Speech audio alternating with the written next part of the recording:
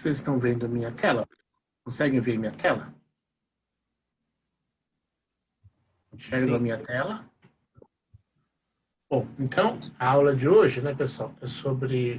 bom, tem duas partes, tá? Tem meias aulas. Vamos ver se a gente faz 45 e 40, 50 e 50, tá? Introdução à codificação visual e depois introdução a vídeo, tá?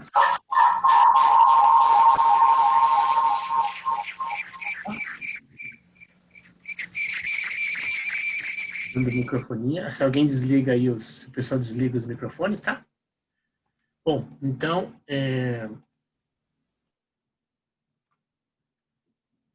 a gente vai basicamente ver a formação da imagem, certo? Parte ótica do olho, né? Da visão humana. Depois, como é que são os fotossensores e alguma coisa do processamento. Córtex visual. Então, essa é a agenda de hoje, né? Então, codificação visual, né? Então, como o slide do professor... Esses slides aqui foram bolados pelo professor Celso, né? Que ele é o cara de imagem da Federal, né? Da Genifo, pelo menos. Então, é muito importante em sistemas de comunicação, tá? Por causa dos padrões, certo? Também para armazenamento, né? Então, quando você vai gravar na mídia, tem que configurar bem o armazenamento, certo? Depois a gente usa também para sistemas de visão robótica, né? Sistemas de segurança como câmeras, né? Depois, hoje em dia, sistema de segurança também, hoje em dia também tem inteligência artificial, uma coisa de análise de dados, né? Big Data e tal, né? Depois tem imagens médicas também, algumas coisas de ressonância magnética funcional, vieram tudo da parte médica, né? E também tem a parte de arte, como eu uso em jogos, né? Tá bom? E mais outras que vão surgindo aí. E codificação de imagem, né? É uma coisa que está só crescendo, né? Tá bom.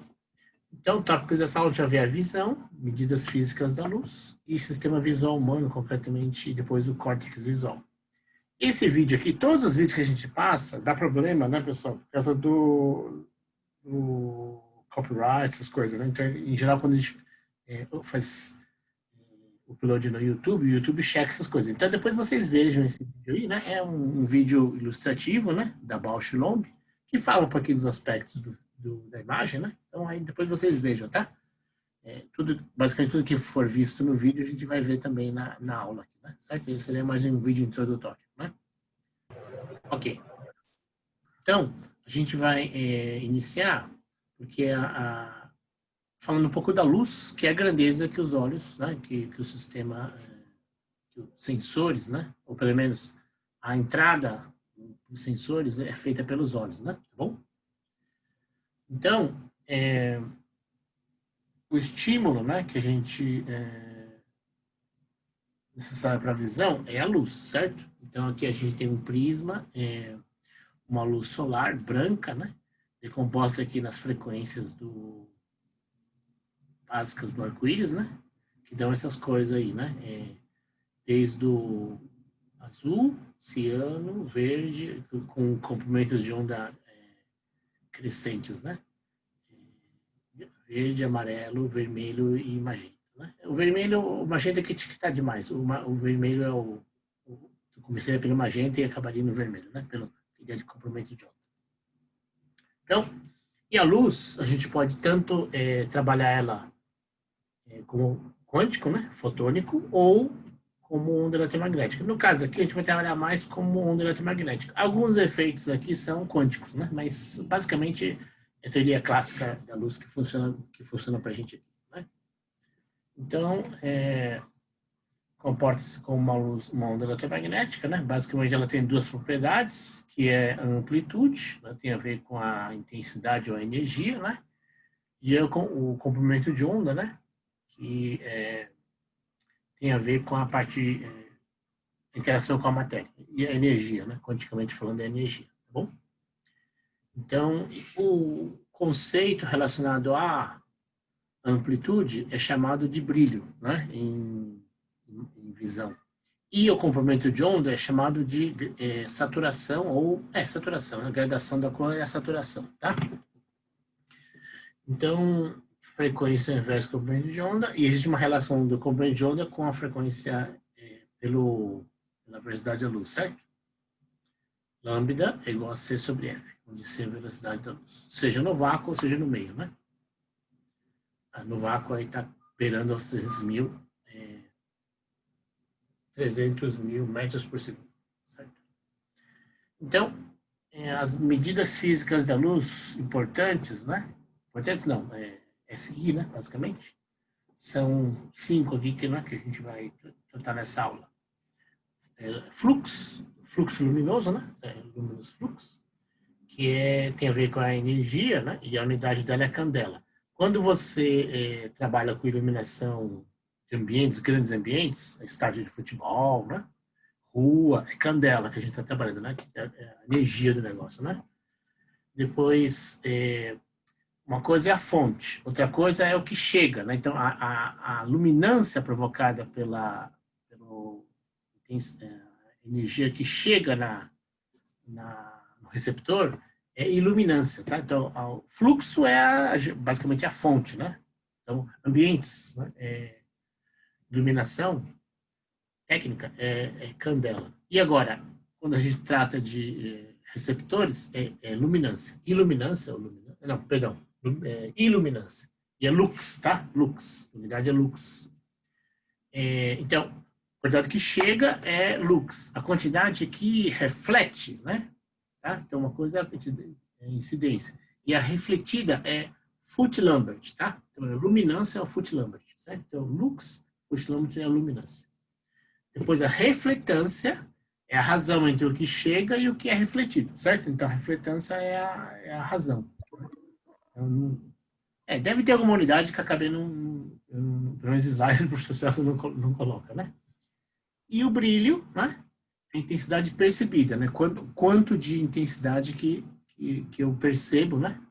Aí depende do contexto, né? A gente fala que essa coisa aí, o brilho depende do contexto.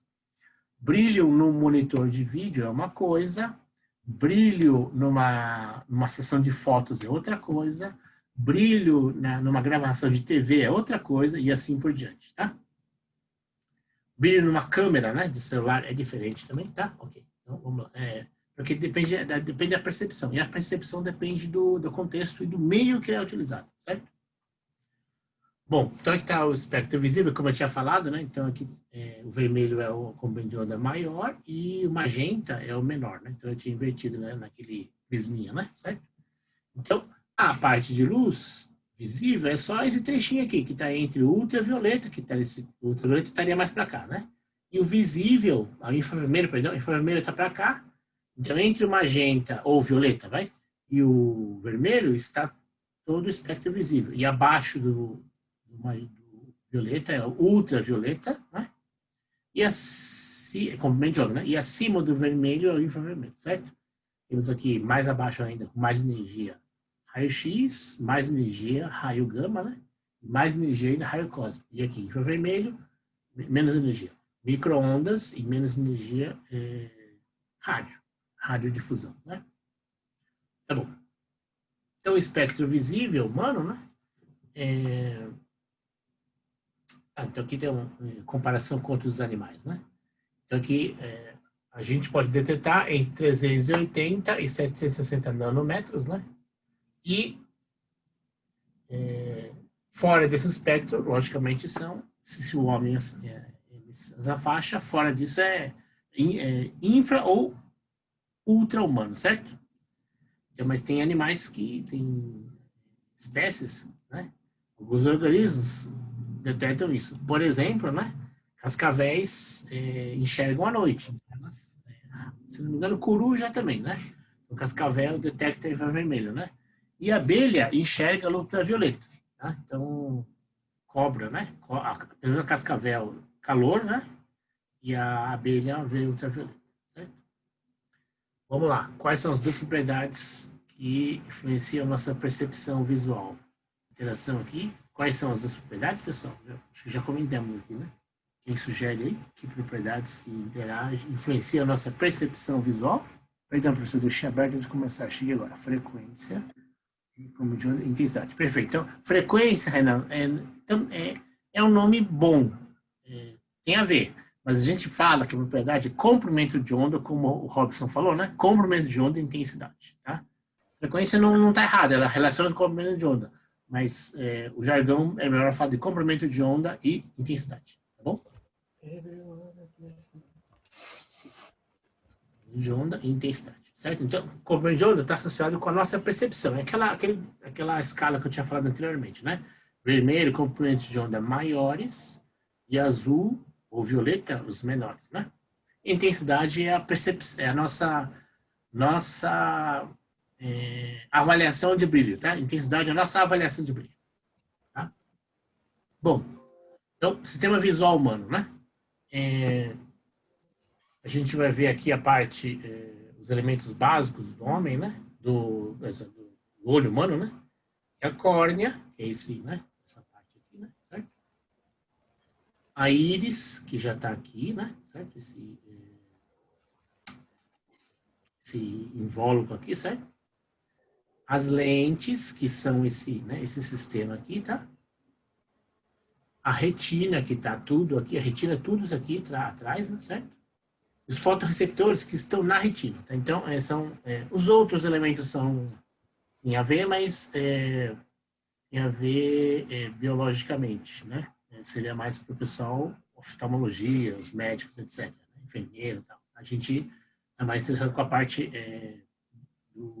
da captação e da nitidez da coisa, né? Tá bom? Então, as partes do olho, com mais um slide aqui mais detalhado, né? Fala da pupila, que não tinha falado anteriormente, né? Fala da fóvea, que também não tinha falado anteriormente, certo? Fala do nervo óptico, que também não tinha falado anteriormente, certo? Então, os outros, tá tudo aí, né? Mas, acho que são pupila, fóvea, o disco óptico também está aqui, tá? Que a gente acaba não falando, né? E o nervo óptico, tá? Os elementos mais detalhados dessa figura que não tinha falado na outra figura, tá? Então, vamos lá. A gente tem uma camada externa, outer, né? Layer, que é essa... aqui, ó, tá? Escalera é o que dá lacrimeja, tá? Quando é de lacrimeja, é essa parte aí que sai, né? Da escalera, certo? É a parte de lubrificação, né? É a camada branca fibrosa onde lacrimeja, certo? A córnea é a parte curvada do olho, né? Tá? Que faz parte também do sistema de lentes, né? A córnea, né? Ela não é estática, ela consegue ela é tensionada, né? Para que o olho tenha como se fosse uma lente, né? Eu consiga fazer o ajuste, né? Do posicionamento óptico, tá bom? Então, por refração, então, desculpa, tanto a camada quanto a córnea, fazer os dois, é por isso que tem que ter essa parte lubrificante, né? Para poder fazer a coisa, para poder limpar, como se fosse limpador de para-brisa, né? E para poder manter flexionado, né? Se você não lubrifica, não gera um líquido de limpeza, essa parte de flexão, ela deforma, né? Ela fica lá e depois fica torto. Então, você tem que ter um sistema, né? Dinâmico que seja recuperável, né? Então, flexiona os raios de até 80%, não, é um monte, né? Tá? Para que a luz incida no lugar certo. Basicamente é isso. Né? O sistema externo, ele ajuda a incidir a luz no lugar certo, que a gente vai ver onde fica. Né? Então, a íris, tá? A íris, né? Tá esse anel em volta que dá a cor do olho, né? A cor do olho é dada pela íris, né? A pupila, que é a menina dos olhos, certo? A parte pretinha, né? Certo? A córnea, essa parte abaulada, né? Certo? Que fica mais reta, né? Um pouquinho mais ou fica mais curvada, né? Tá? E a escalera que faz a lubrificação, certo? Coroide, né?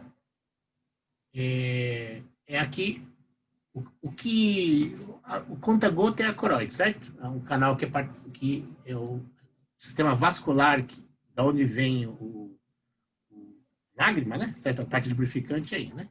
Pigmento epitelial, né? Epitelial, não sei como é que chama em português, né? Epitelial, né? Ele é a parte pretinha, né? Concentra essa parte aqui, o que ela faz, né? Ela corrige distorção. Então, professor, mas 80%, e como é que não dá distorção? Porque óculos, né? Óculos é 10% só, né? Então, o sistema do óculos é fixo. E aqui tem uma mágica, também não sei dizer como, né, direito, mas tem que ver com o oftalmologista, né? Mas tem uma mágica que você, com tanta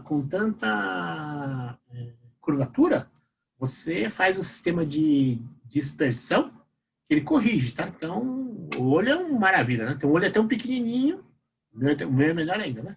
E ele encurva tanto e dá um jeito para não distorcer, tá? Então, não tem lente Kawasaki que faz a mesma coisa, tá? Imagina só, as lentes, né, elas têm, sei lá, enormes range de mudança, né? E tamanho, né? Então, mas o olho, lógico, ele não tem tanto alcance, mas no alcance que ele tem, ele é muito mais sofisticado do que qualquer lente que existe, tá? O sistema funcional da parte intermediária do olho, né? Ele tem a íris, né? Certo? Onde a pupila é a parte central dos olhos, que tem a cor dos olhos. A pupila é que é o obturador. A pupila é que muda a quantidade de luz, tá? Então, a pupila é que fecha quando tem muita luz. Lógico, a pálpebra fecha, mas se a pálpebra estiver aberta, a pupila ela contrai ou abre por causa de reação à intensidade de luz, tá? Então, luz intensa, pupilas pequenas. Luz fraca, pupila dilata. É bem legal, um obturador automático, né? A lente, tá? Ela faz um sistema convexo de captação de luz, tá? De direcionamento de luz, perdão, né? Então, a lente fica mais curvada para objeto próximo e fica mais plana para objetos distantes, né? Vamos ver a parte interna, né? Então, a retina, que é que está lá dentro, né? Certo? Já o olho, se fosse uma esfera, a parte interna, né? É onde estaria a retina. Então, a camada interna, essa córnea está aqui, a parte interna, por trás, né? Por trás aqui é a retina, tá? Então, lá na retina é que tem os fotorreceptores, tá? Então, as células conversoras, luz, eletricidade, a conversão é elétrica, né? Estão na retina. Né? A fóvea é onde todas as células receptoras, o sistema converge, né, para uma parte, plug, né? O plug está na fóvea, tá? Porque é um sistema neural, né? Sistema neural. Então, o nervo óptico vai casar num lugar, né? E esse lugar aí, a ponto de junção é a fóvea, né? Certo? Não, é isso mesmo. Então, a parte mais densa de discriminação é a fóvea. Então, perdão, é isso mesmo. A discriminação detalhada, né? Tá, assim, a parte principal é na fóvea. Né? É lá onde está a principal, a quantidade maior de fotorreceptores está na fóvea. Tá? Então, a retina tem sistema de células receptoras, a maioria delas está na fóvea e tem várias outras em volta, né?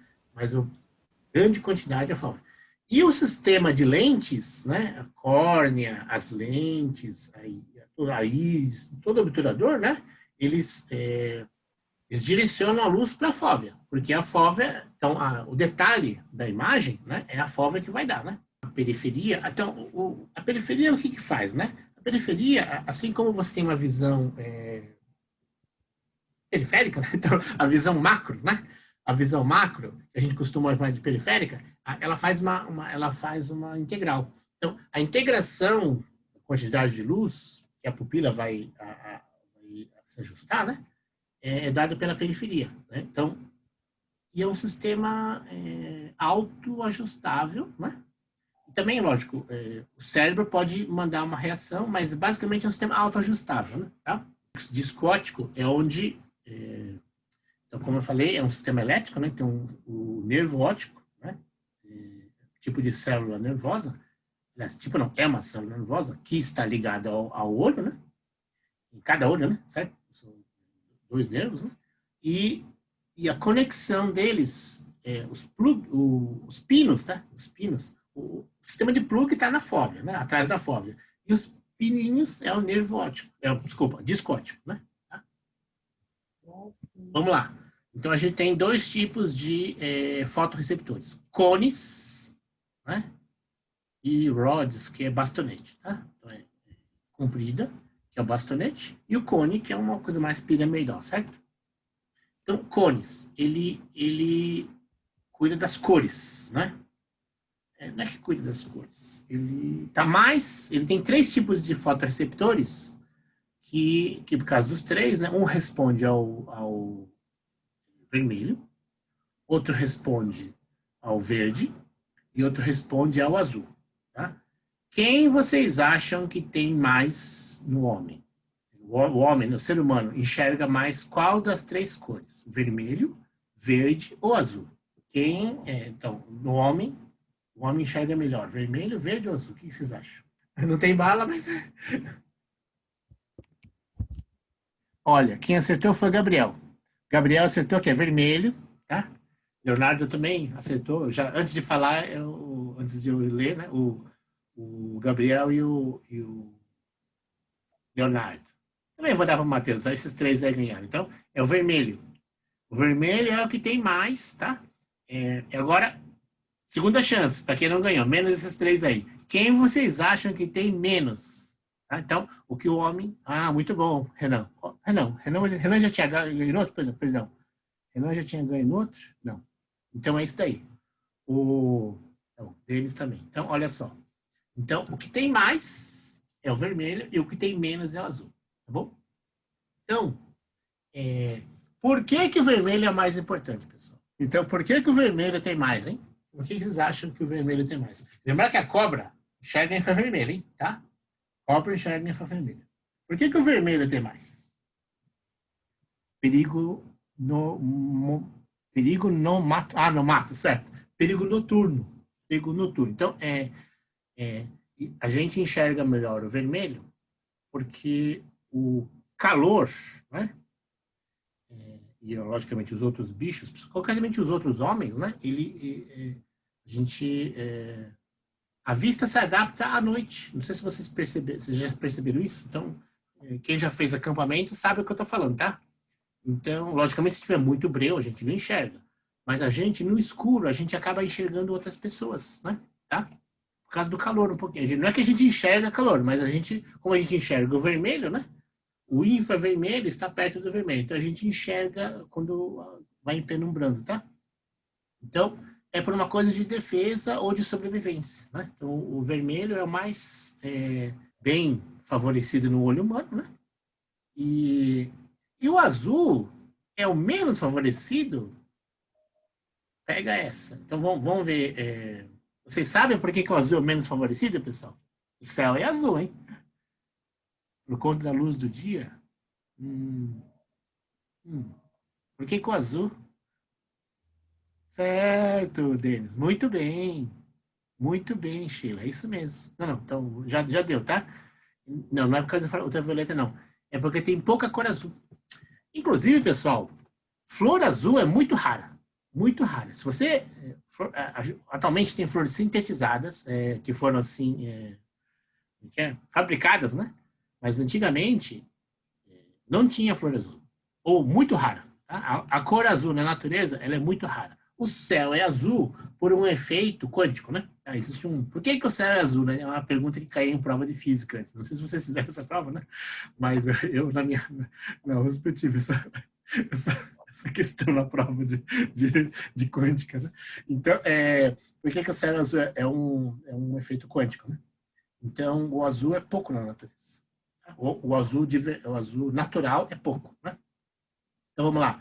O vermelho é o mais presente no olho, porque, de fato, tem a ver com a coisa perto da noite e a percepção de outras pessoas, de outros seres humanos, né? Defesa, etc. Né? Convivência, sobrevivência e tal. E o azul, a gente tem pouco no olho, percepção, porque a cor azul na natureza é muito pouca, tá? Os cones, né? Tem essas três cores e eles, mais ou menos a distribuição que eu falei.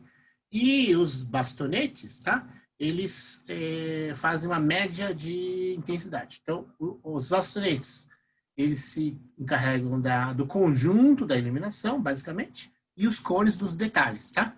126 milhões de receptores no total, então somando todos eles, né?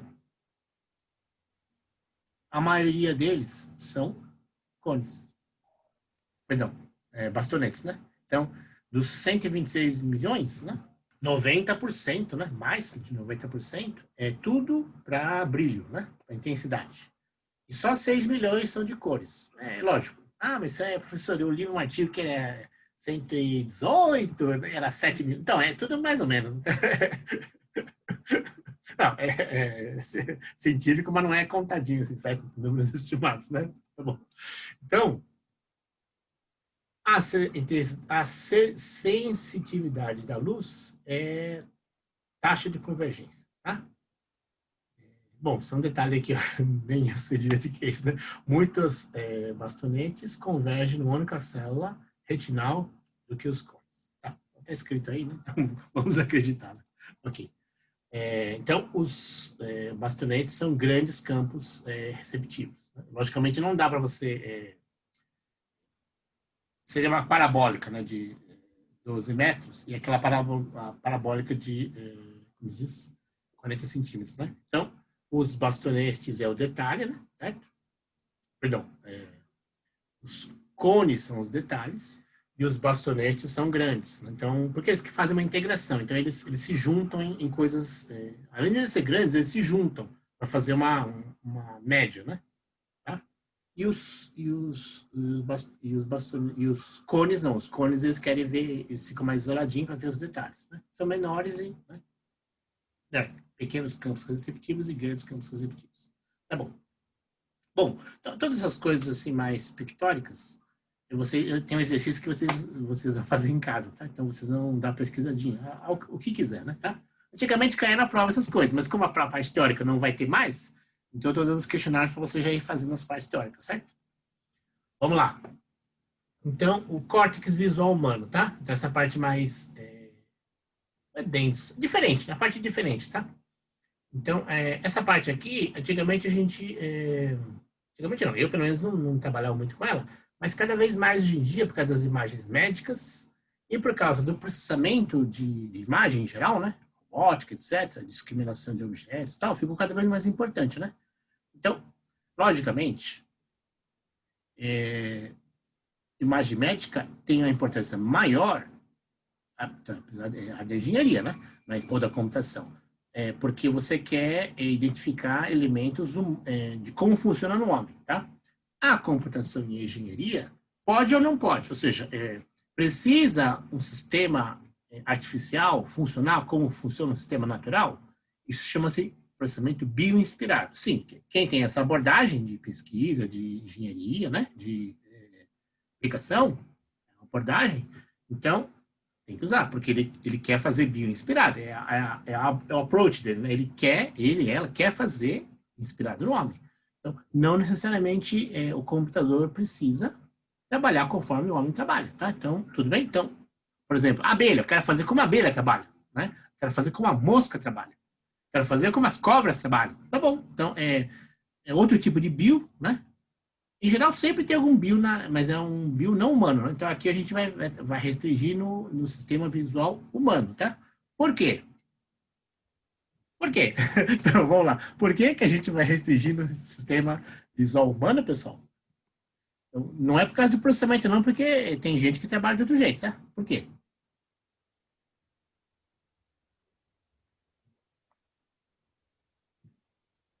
Ninguém? Por que a gente vai investir só no processamento visual, no córtex visual? Como é que, no fundo, como o cérebro funciona, pessoal? Por quê? Então, uma tendência, né? Oi? Porque vai ser mais útil. Então, será mais útil em que sentido? Porque o interesse da matéria... Ótimo, quem falou? Gabriel, exatamente, Gabriel. Você pegou a ideia, né? Então, a gente não quer fazer um supercomputador que enxerga para Marte. A gente quer fazer sistemas que serão usados por humanos. O Gabriel matou a charada. Então, é por uma questão de contexto.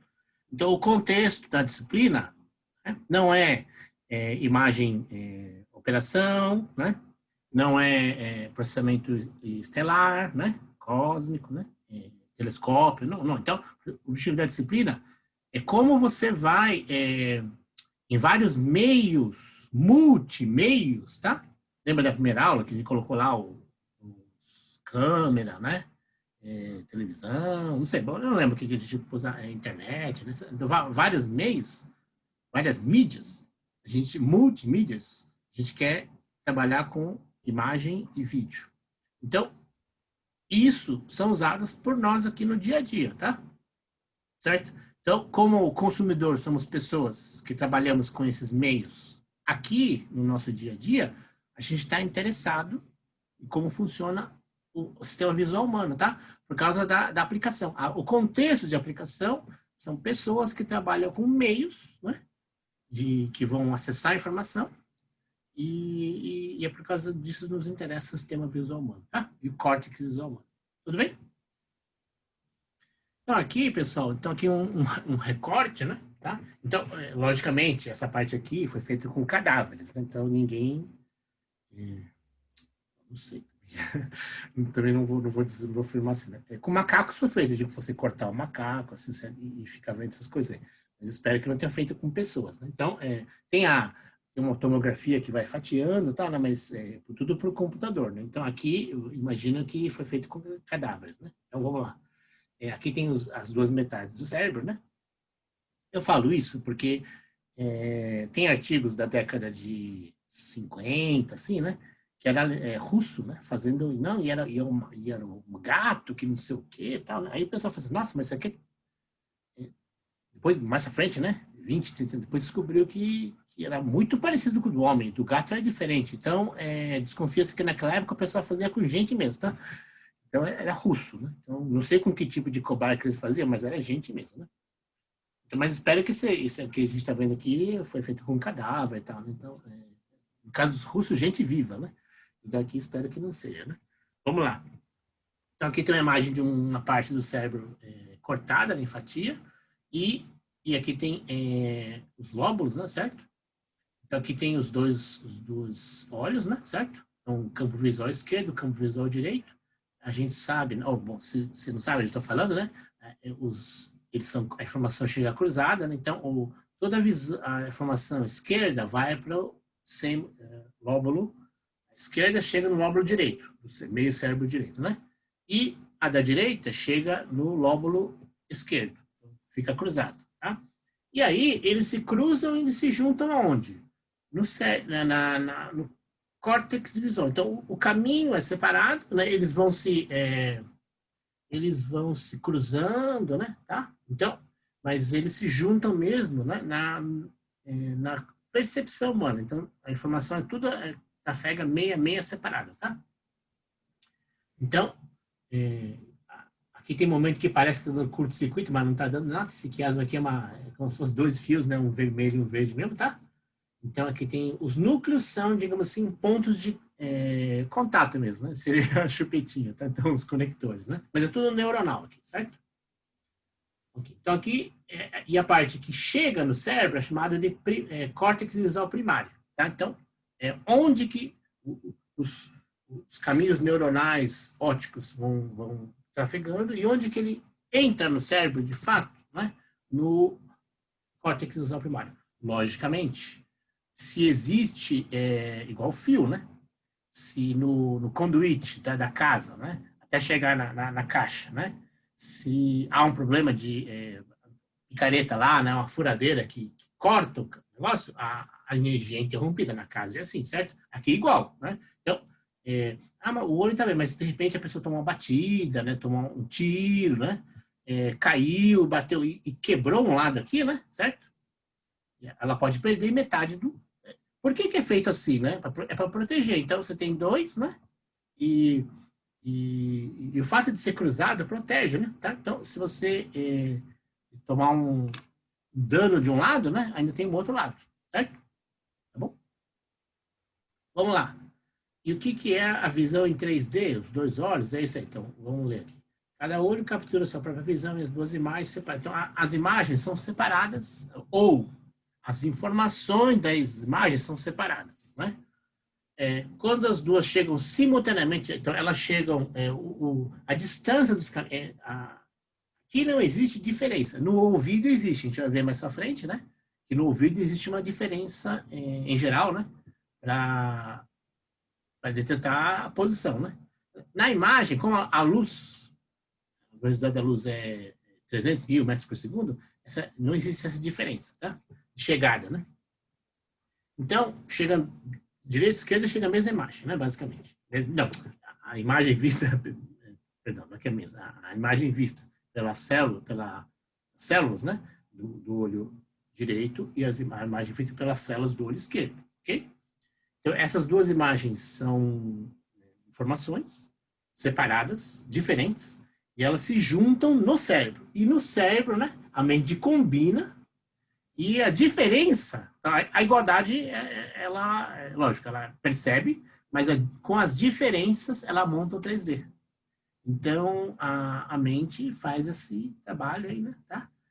Pela diferença entre as imagens, muito pequenas as diferenças, ela compõe o 3D, tá bom? Então, seres humanos com 2 olhos que trabalham, é chamada visão estéreo. Estéreo significa tudo, tá? Estéreo significa tudo, ou todo, na verdade, né? Não tudo, todo. Então, de alguma forma, o estéreo não é direita e esquerda. O direita e esquerda é como a gente enxerga o estéreo, né? Tá? Então, estéreo é o tudo, né? E eu enxergo por direita e esquerda, certo?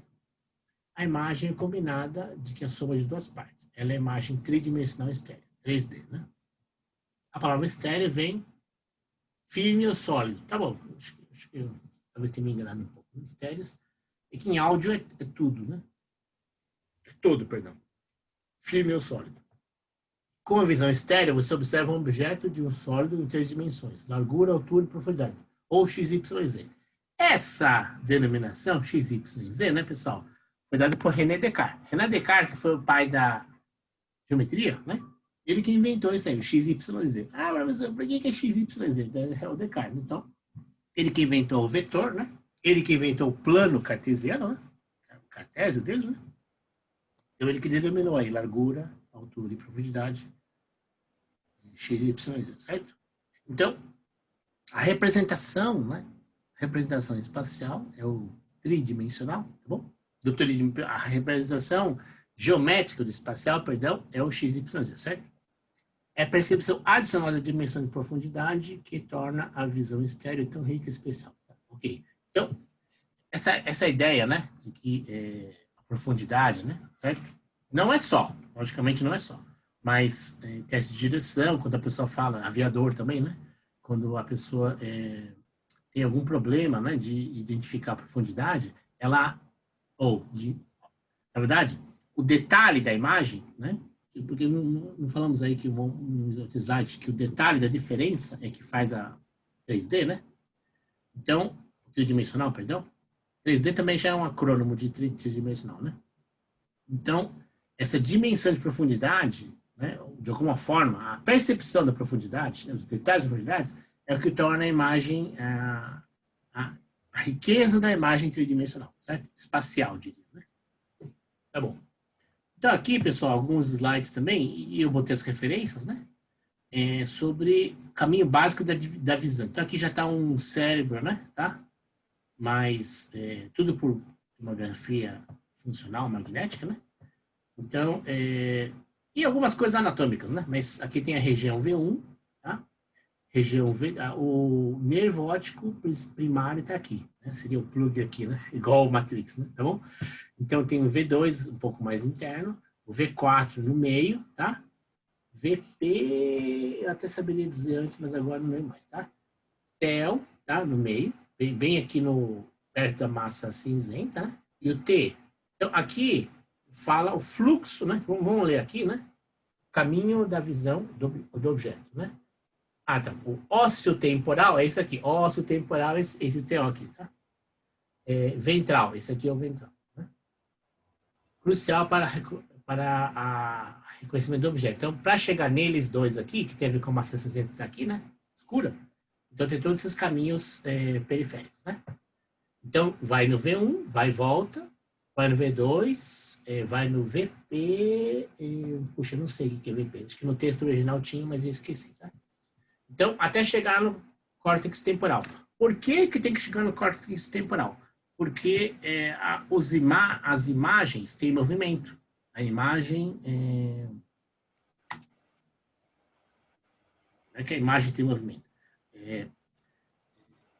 O movimento é a percepção de quanto a imagem muda, tá? Então, a informação temporal, a informação do movimento é essencial. A gente não enxerga apenas formas, a gente enxerga vidas, né? Certo? Então, a gente não vê só pedra, né? É legal ver pedra, ver paisagem, né? É legal. Mas a gente não está interessado só nisso. A gente tem, inclusive, o homem tem um mecanismo muito especial de ver movimento, tá? No slide acho que vai ver um pouco melhor isso. Então, esse sistema vai e volta, né, e em fases, né, fatiado em fases, tá? São recíprocas, exatamente. Então, isso aqui, né, por que que eu estou colocando esse negócio aqui? Ou por que que a gente tem posto, né? Não sou eu, aqui, às vezes, você fala em qualquer sistema de codificação, ele vai para frente, vai para trás, fala assim, nossa, professor, por que que o sistema de codificação faz assim? Porque o cérebro faz assim, tá? O cérebro vai pegando as imagens, porque como é que ele distingue o movimento, né?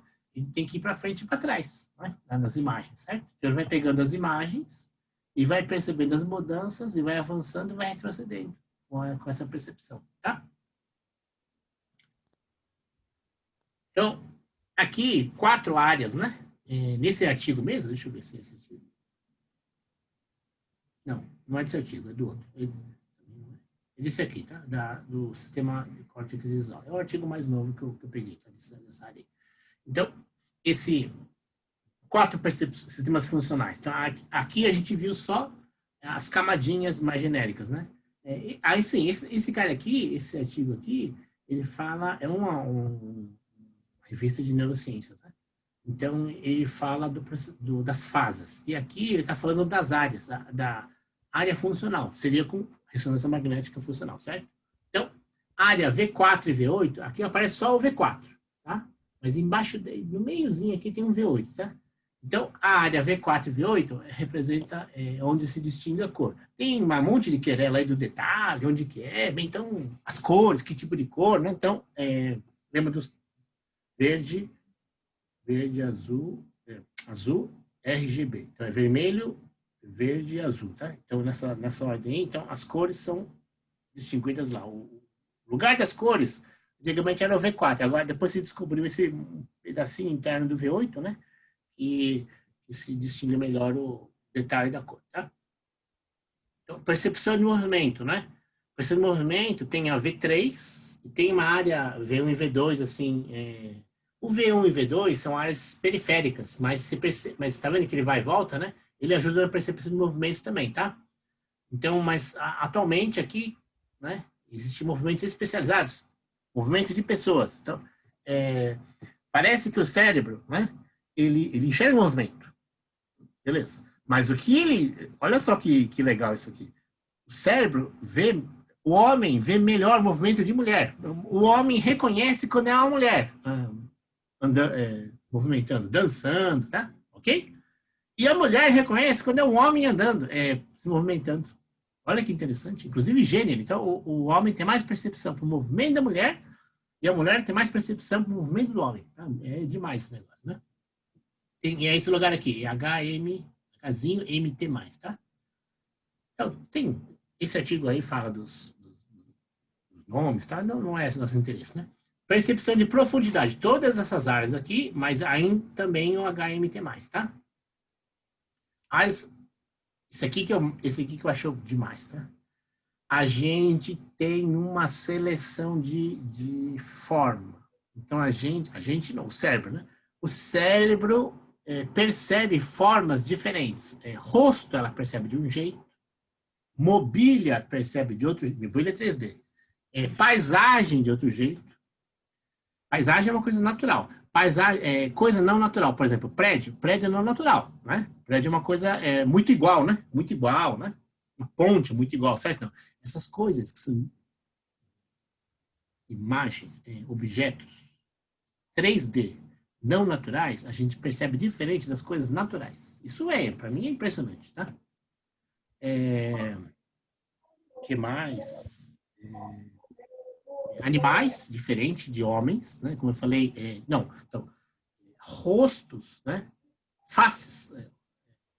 Face né, isso aqui é lateral, né? Então, o rosto, o de frente, a gente enxerga de frente, porque por causa das nuances como que chama? Da emoção, né? Da expressão facial. Então, a gente percebe diferente as faces. E o cérebro tem lugares específicos para perceber as faces, tá? Ok? Então, aqui tem um mapa funcional 3D colorido, né? Isso aqui é de verdade, então você fez a ressonância magnética funcional. Aqui está mostrando, né? O TE, o V1, o VP, né? VP eu também não sei do que é, mas é bem pequenininho, tá? 25 milímetros, né? Ok? 2 centímetros máximo de todo grandão aqui, né? Tá bom? Aqui, áreas visuais externas, early e externo, as primeiras, né? Lembra da V1, V2 que vai entrando, né? Então aqui tem aqui está um corte e aqui está um mapa, tá? Então esse aqui é um mapa polar, como fosse diagrama de antena, né? Então você pega coisa 3D e faz um mapa polar, tá? Então aqui é o meridiano central, né? O eixo central do negócio. Então aqui estão as áreas V1, V2, tal. E aqui está o 3D em planta, elevação e perfil. E aqui está uma 3D planar, né? Certo? 3D planar. Seria o mapa mundi, né? Tem como se fosse o mapa mundi. Essa representação aqui. E aqui aparece o MT, lembra aquele MT, né?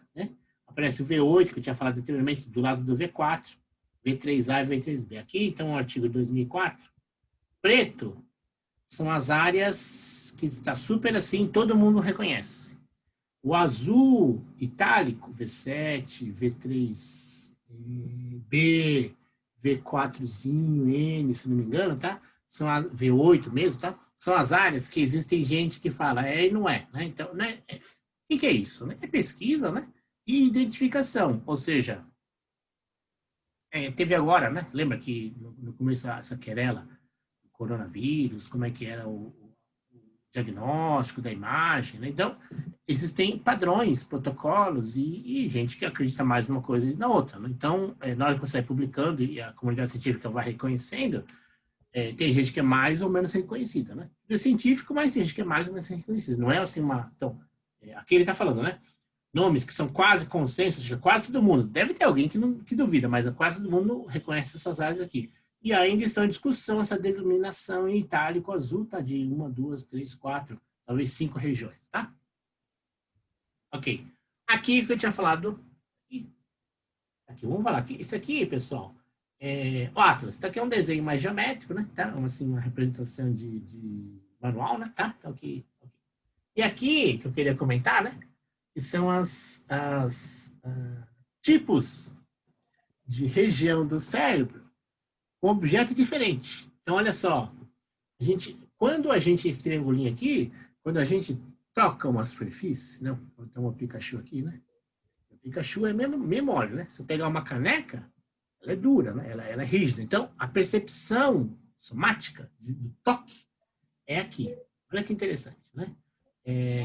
Faces, olha só a quantidade de região que é ativada com as faces. Por quê? Por causa das emoções, das pálpebras, da boca, né? Então, a boca torta, né? Entendeu? Então, as faces têm um monte de regiões que a gente ativa no cérebro.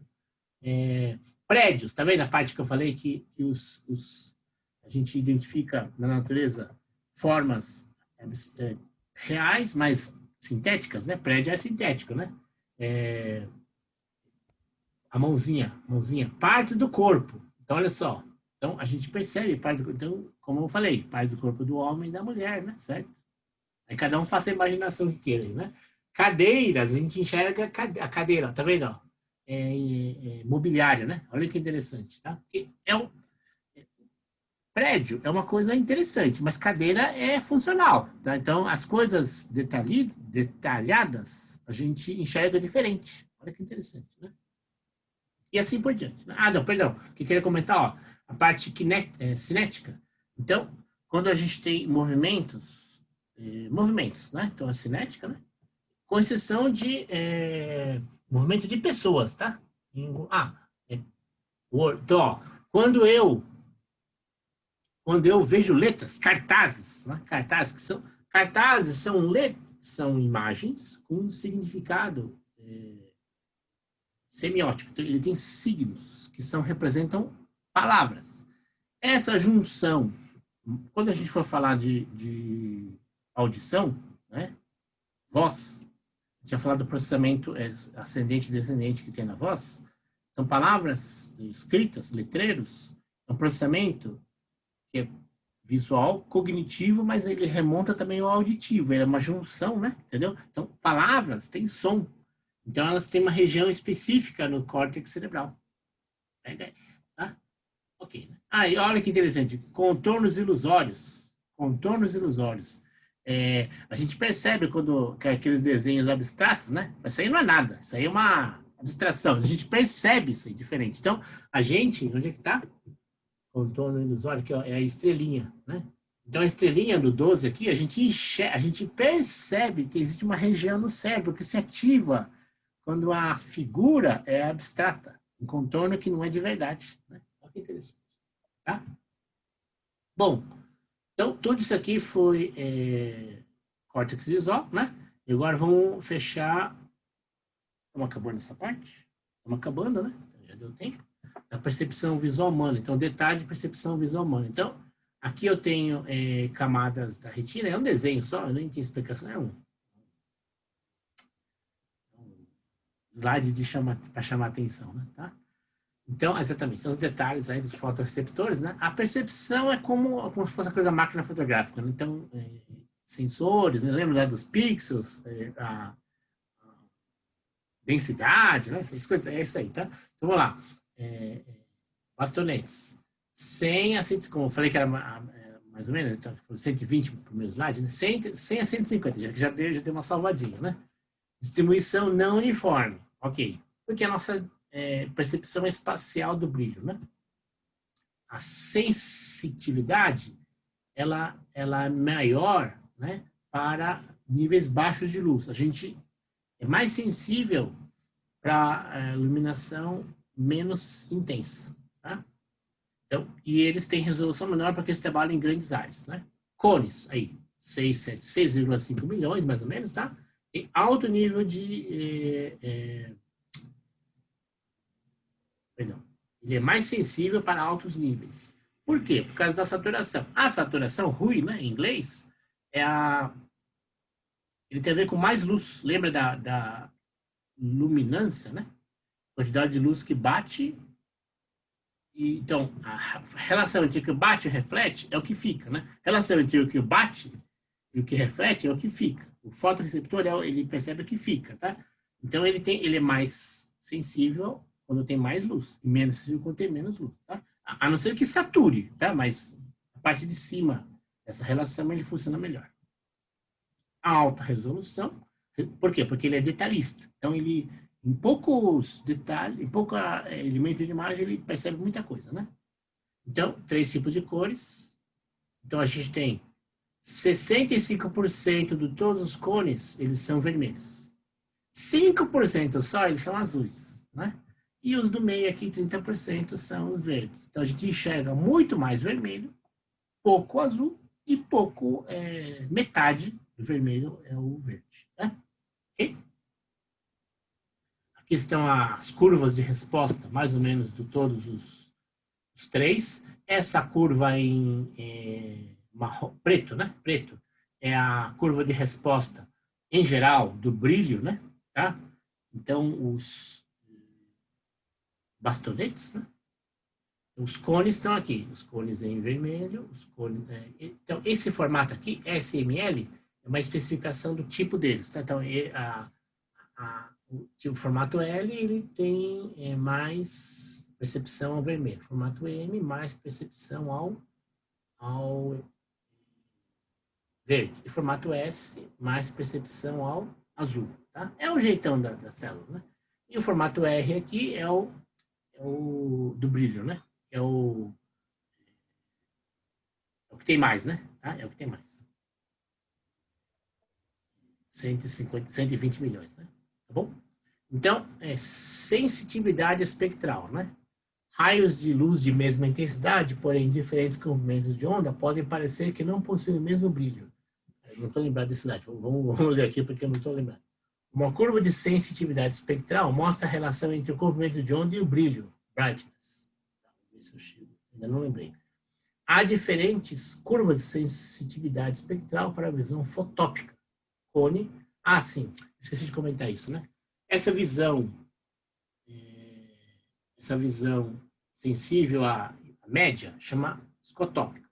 E a visão detalhista, fotópica, tá? Escotópica, que tem a ver mesmo com estéreo, lembra de tudo, né? Escotópico, e a visão fotópica é o tópico, né? O detalhe, tá? É a do...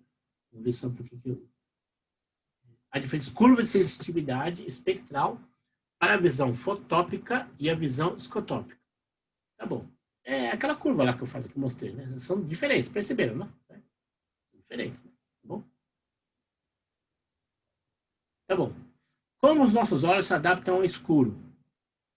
Sistema fotópico. Ah, agora lembrei porque que aquele slide. Mas é um slide anterior para explicar esses dois conceitos, né?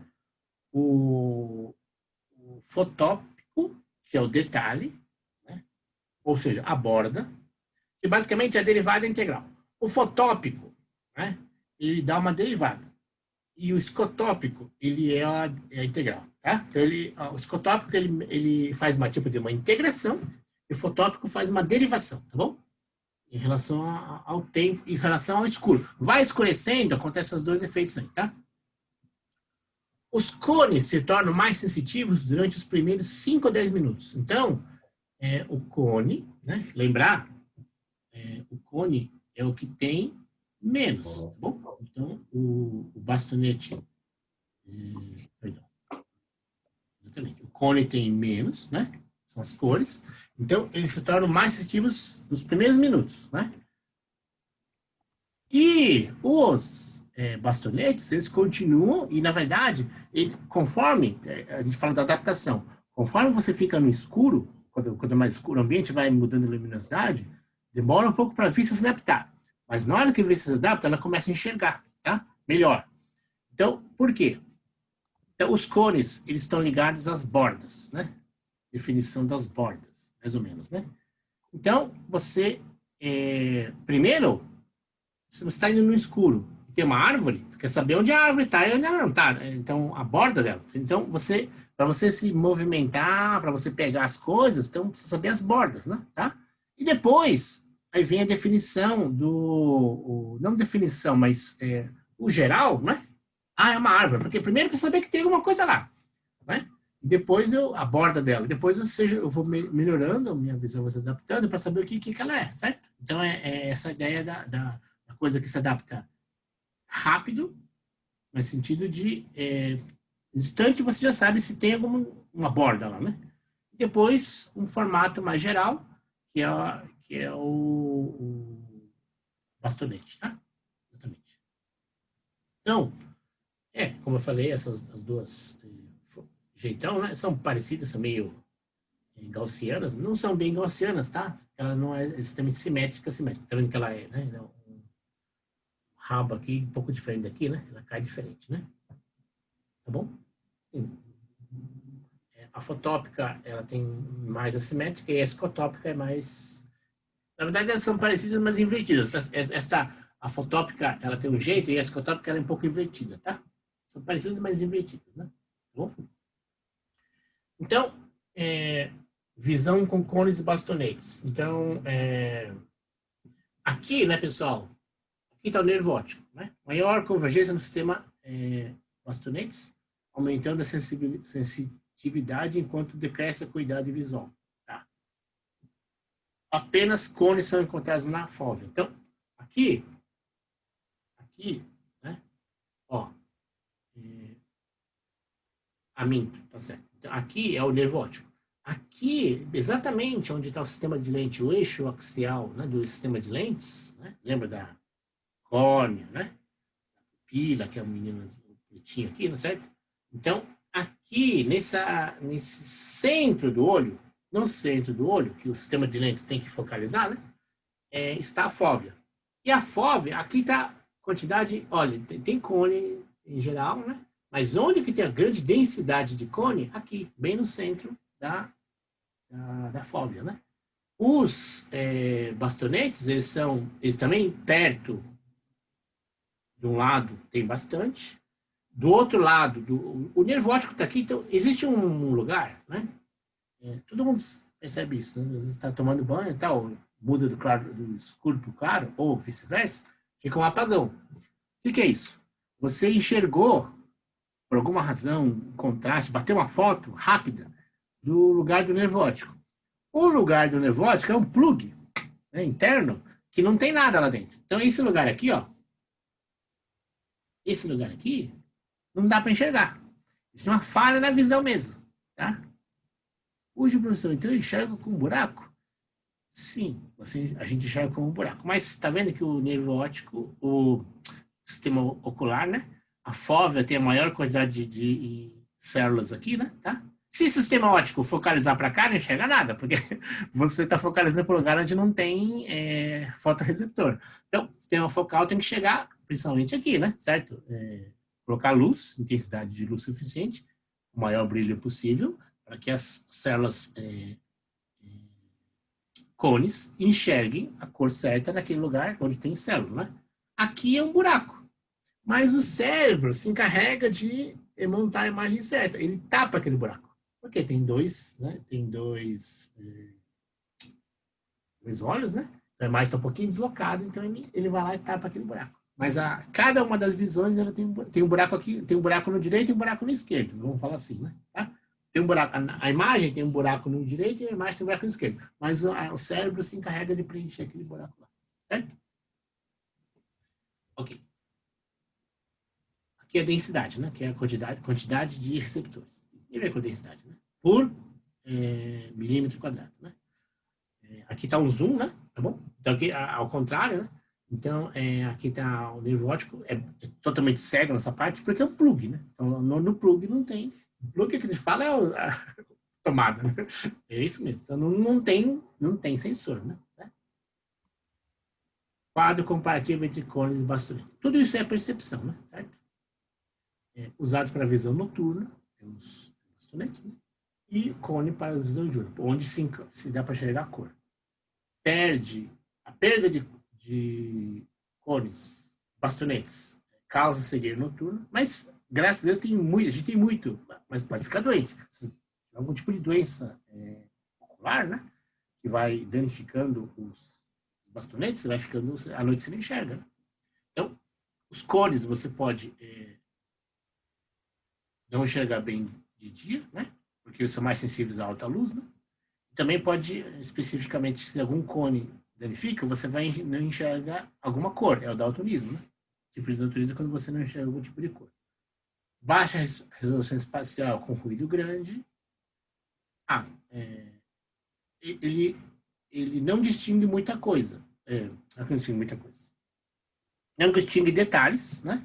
Então, ele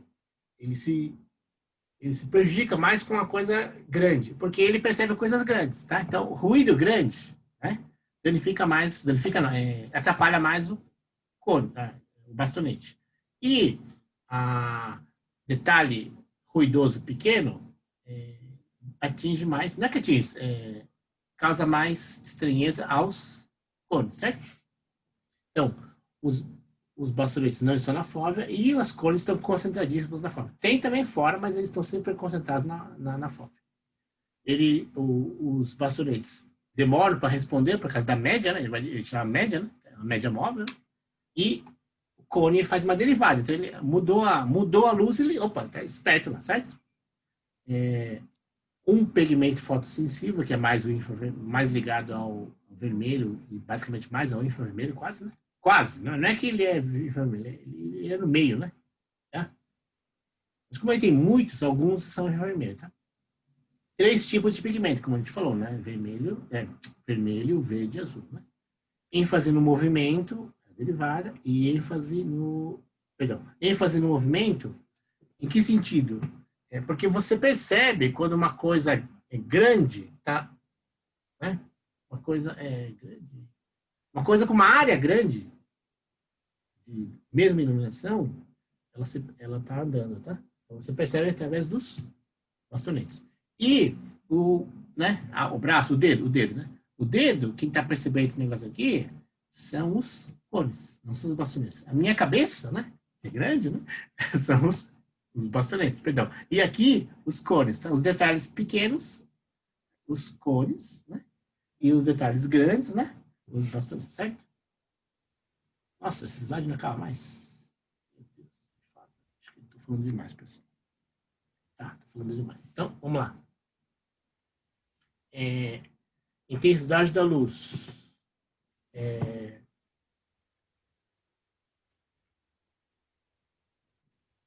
A menor e a mais escura intensidade é o limiar escotópico.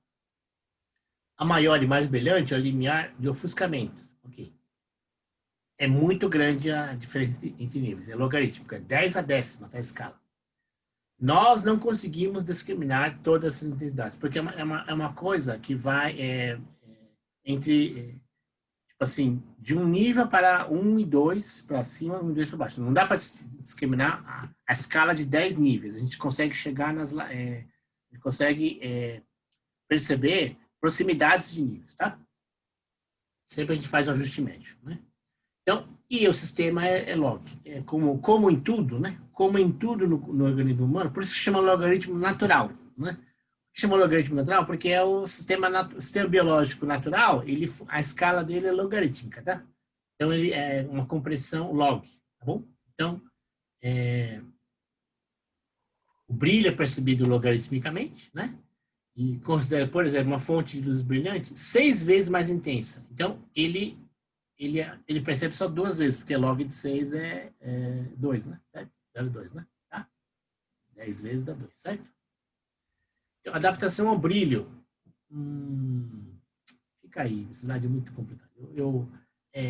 Ele faz pela média, tá? Ele faz pela média. Então, tem o limite de ofuscamento e threshold de escurecer. Então, ele faz sempre pela média, tá?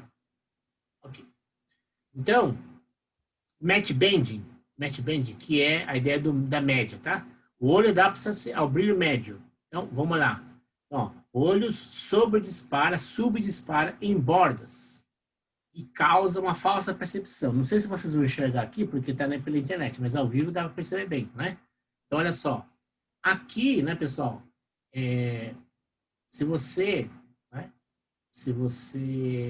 vê essa imagem, que era muito comum em TV, preto e branco, né? Então, a gente percebe mais intensamente as bordinhas. Por isso que ele está falando aqui de um degrau, né? Se fosse um sistema de escada, né? Certo? Sistema de filtro passa alta, né? Tá? Mal regulado do osciloscópio, lembra? Então, mas a gente tem essa percepção. Pra gente, né?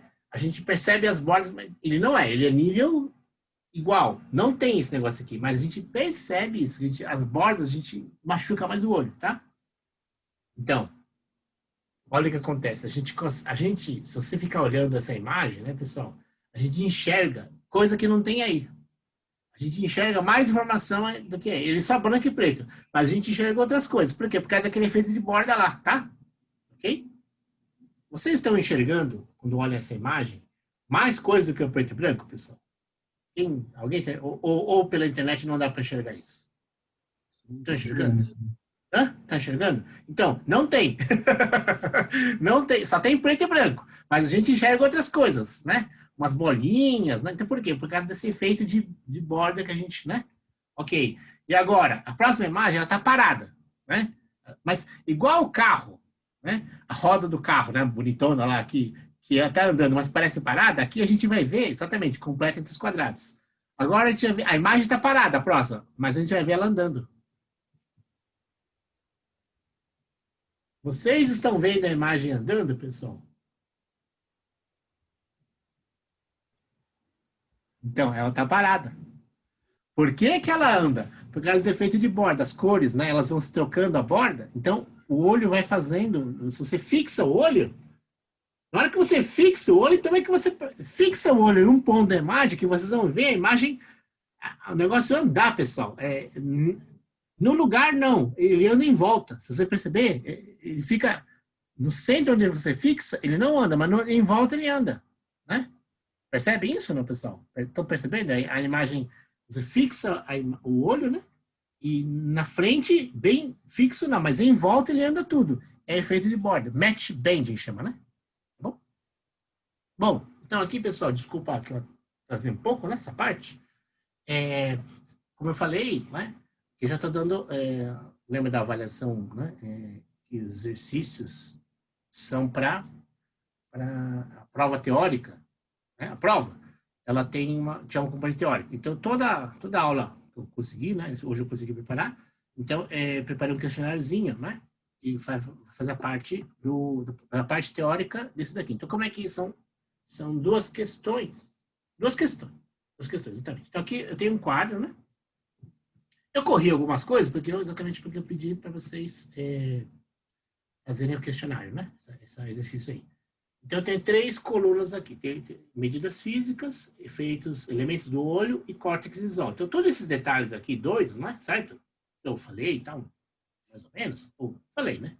Então, você escolhe na linha 1 da tabela, quadro, uma grandeza aqui e encontra o exemplo prático dessa grandeza. Candela, lume, entendeu? Então, você escolhe o que for, o que você quiser, alguma dessas aqui, reflectância, mas tem que pegar um exemplo prático. Ó, pôster aqui, a lâmpada da lá, projeto lá da casa, entendeu? Então, tudo bem? Então, pega o exemplo da grandeza e quanto é, lógico, e a unidade certa. Né? Ainda no A, escolhe um dos elementos, tá vendo? Eu tenho um monte aqui, sei lá. Escolhe um deles e explica, melhor, né? Então, você faz umas linhas aí e explica. Simples. Aqui também, córtex visual, tem aquela coisa de vários pequenos setores, né? Funcionais, né? E explica algum deles. Escolhe um e explica direito. Né? O direito explica, dá uma explicadinha, né? Aqui com coisa prática, né? E aqui com unidade, inclusive, e aqui explicando com mais detalhe e teoria. Na linha 2, então, né? Aqui eu tenho 3 propriedades. Sensitividade espectral, adaptação ao brilho, visão estéreo. Né? Escolhe uma dessas 3 aqui, uma delas só, e explica. Tá? Então, né? Um ponto aqui, um ponto aqui, um ponto aqui. Não, um ponto não, um tópico aqui, um tópico aqui, um tópico aqui. Aqui, coisa prática, e aqui um dos 3 você explica. Então, tem 4 coisas para vocês explicarem e cada um escolhe o que quer. Tá claro? Ficou claro? Tá o texto aí, né? Tá? E, tendo dúvida, vocês me perguntam, né? Tá? Antigamente caía na prova essas coisas, imagina só, né? Tá bom. Então, pessoal, vamos agora para o segundo slide, né? Espero que a gente vença ele mais rápido, né? Antigamente o curso era só padrão, tá? Para vocês terem uma ideia de como esse curso era, tá? Então, graças a Deus a gente mudou, né? Mas era uma chatice só esse curso. Era muito padrão, só tinha padrão, né? Ixi, aqui sumiu o chat. Deixa eu achar aqui o chat de novo, né? Alguma pergunta, assim? Alguém quer fazer uma pergunta, né? E ficou muito bagunçado aí, tá? Alguma pergunta, assim, antes de a gente passar de tema aqui, pessoal? Perdão. Conceitos de vídeo, não vai falar de codificação ainda. Como eu falei, vídeo é uma coisa enorme, né? Então, a gente vai falar mais ou menos, vai fazer algum laboratório, né? Então, aí vai ficar para outra matéria, né? Certo? Então, o professor Celso gosta dessa frase, uma imagem vale mais do que 1000 palavras, né? Certo? E aí ele até transmite mais informações mais eficientes. Talvez, né? O problema das imagens é que elas têm muitos detalhes que às vezes acabam atrapalhando, né? Então, ela pode passar informação mais relevante, mas pode falsear na informação, tá? Então, é possível aplicar, se você fez essa provocação, aprendizagem à cognição? Problema, hein? Tá? Pense nisso aqui. Introdução. Multimídia está onipresente em todos os softwares ao nosso redor, incluindo nossos smartphones, né? Do ponto de vista de engenharia, lida com problemas de coisa, além da computação. Ok, então a engenharia, multimídia, ela é mais do que só com processamento de imagem, né? Tá? A maioria das câmeras consegue encontrar rostos, ou seja, existem aplicações de engenharia que elas são, logicamente, tem alguma computação, algum processamento, mas tem sensores, tem processamento de sensores. Não sei se alguém fez matéria de sensores aí, mas tem sensores que já estão por hardware, ou até por design, né, projeto, eles são feitos para dar certo nas câmeras, nas fotos, nos tipos de sensores. Por exemplo, eu trabalhei com o pessoal da USP, um pouco, né, com coisa de natureza, né, abelha, sapo, né, e outros tipos de animal. Então, tem sensores para cada coisa aí, tá? Então, sensores a câmera que enxerga pessoas, né? Então, inteligência artificial, etc. Tá? A gente vai ver tópico, imagem, cores, basicamente é cores, muito de cores aqui, e conceitos fundamentais de vídeo. Tá? Uma imagem para todos os propósitos, equivalente a uma fotografia obtida por câmeras. Ok, então, imagem é isso. Alguma coisa que foi obtida por câmera, né? Tá? Então, um sistema de muitos sensores, né? Cada conjunto de sensores sensível às 3 cores, né? Que a gente chama de cores primárias, né? Tem que ser essas? Vermelho, verde, azul? Não. Existem a Epson tem outro padrão, né? Magenta, ciano, etc, né? Amarelo, né? Então eles têm outro padrão, mas no homem é RGB, tá? Na visão humana é RGB, mas pode ser, deixa 3 cores não sobrepostas, né? Na saturação dá certo. Então vamos lá. A imagem digital, a fotografia, através de uma câmera, né? Ela é digitalizada por sensores e pode ser transmitida. Não, ela sempre é feita por um scanner, né? Certo? Transmitida para o computador. A imagem é pontos. Cada ponto é chamado de pixel, dot, né? E o pixel pode ser de várias cores ou não. Então, o pixel é importante que tenha um elemento de imagem, mas ele pode ser monocromático ou colorido, tá? Isso daí, a relação entre o pixel e os bits, chama mapa de bits, exatamente. Bitmap, tá? Bitmap. Então, se ele for preto e branco, ele é uma intensidade de cinza, eu diria, né? Não preto. Entre o branco lá em cima e o preto lá embaixo, uma intensidade negativa. Se ele for só branco e preto, né? Preto e branco. Se ele for colorido, saturação de cada uma das cores, tá? A resolução das imagens é o número de elementos que tem, tanto na horizontal quanto na vertical, certo? Então, a gente tem 1920 na horizontal e 1080 para o chamado Full HD. A gente vai ver com mais calma aí, tá? Então, aqui está uma resolução digital, né? Resolução X por Y, certo? O bitmap é como esses elementos estão na memória do computador. Esse é o bitmap, tá? A gente fala que o 00 está... Um exemplo, né? Não são todas as representações que estão aqui, mas aqui tem uma representação que é 00 aqui em cima, né? E X e Y, X menos 1, Y menos 1 aqui, tá? Certo? ING, certo? E cada um desses pontos aqui é o dot pixel, né? Dot point ou dot pixel, tá? Resolução, por exemplo, 640 por 480, VGA, 1024 por 768, esqueci como é que chama esse padrão, mas, né? Tem um padrão desse, etc. Quanto mais pontos a imagem possuir, melhor essa resolução, certo? Porque, lembrar que o olho humano tem 120 milhões desse negócio aí, certo? Aqui tem 256 ao quadrado, certo? Aqui 256, aqui tem aqui parece... Até parece que esse aqui tá pior que esse, né? É engraçado, né? Parece que a da direita tá pior que esse, mas essa imagem que eu sempre faço essa brincadeira, né? Chama Lena, é famosa, né? Mas era capa da Playboy da época aí. Então a menina para baixo, por que não mostra? Porque ela tá peladinha, tá? Pelo menos tá parecendo metade dela. Então, pelada. Então aqui a parte de cima tá decente, a parte de baixo ela não dá para ver, né? Tá? Então aqui é colorida essa imagem original e tem a versão preta e branca dela. Então, apesar de não parecer, essa aqui está com mais pontos, o dobro de pontos, 4 vezes mais pontos desse lado direito do lado esquerdo. Tá? Em resumo, uma imagem digital, ela compreende matriz de números, que são os pixels, né? X e Y. Quando a imagem é colorida, normalmente ela ocupa 3 bytes. Um byte para a cor vermelha, um byte para a cor verde, um byte para a cor azul, né? 24 bits, tá? Normalmente, quando a imagem é colorida, ela tem 24 bits, cada pixel.